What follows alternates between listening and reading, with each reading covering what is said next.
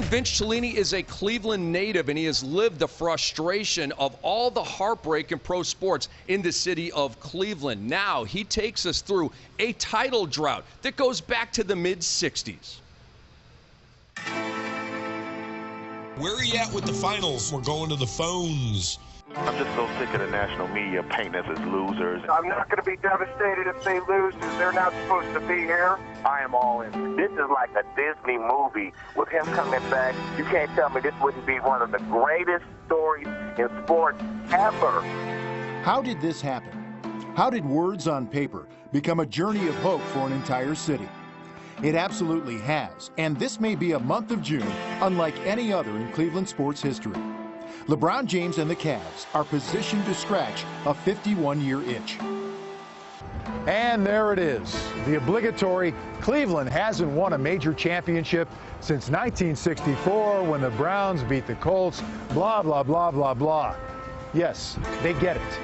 But if you think that defines a Cleveland sports fan, then you really are an outsider. Because if you grew up here, you know it's never been about the failures, it's always been about the fight. I guess you might say it's a blue-collar town. They take ownership of their sports teams. They support them. A lot of times when you're down, they're there. When you're up, they're there. Our battle scars are about this thick. We don't need anyone's pity. Rizzo is a sounding board for locals who wear those scars as badges of honor. For sports fans here, it means you're invested. You have endured and fought through adversity for yet another shot at glory. That goes for former Cleveland athletes as well, like Ernest Biner, whose miscue in the 1988 AFC Championship game is forever known as the fumble. Understand that, everybody does fumble, basically. Everybody makes mistakes, but you have an opportunity to have some redemption. It has been some hardships there. I lived it, the fumble, the drive, red right 88. So I've been through it with the fans and understand how their heart is definitely ready and set to get a championship.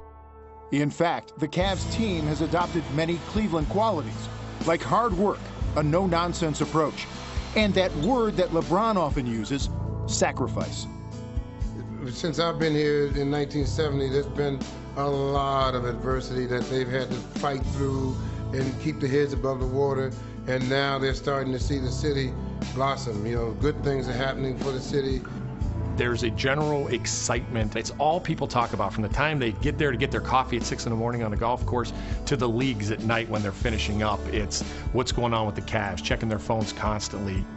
Sports anchor John Telich is the dean of Cleveland Television, a local product who's covered sports here for 35 years and actually attended that 1964 NFL title game while in high school, thinking at the time it would be the first of many sports celebrations. They look at our sports population and think, woe are they. These people, what have they had to deal with? But they don't understand. This is a tough, hard, gritty kind of a city, and that's the type of people that we have. The absence has made the heart grow fonder. We want it more than we did 20, 30 years ago. No one ever thought it would take over 50 years to get a sports team championship here again. 2 generations of people in Cleveland have never seen a championship parade. In a place where being a diehard fan can be as unforgiving as the January winds off Lake Erie, the dream continues. And perhaps LeBron James is Cleveland's modern-day Jim Brown. Well, LeBron is a tremendous human being. I don't compare him to myself or anyone. He stands alone. He has great wisdom for a young man, great team player, unselfish, and then to come back to Cleveland because that's home. It's just a wonderful thing to watch, because you don't see that kind of unselfishness in today's athletes in general. Clevelanders have long considered themselves to be either East or West Siders, but now they meet in the middle, all in, if you will. An underdog city pulling for its underdog team. It's like LeBron wrote in his essay. What's most important for him is bringing one trophy back to Northeast Ohio. It's the one they've been waiting and waiting for.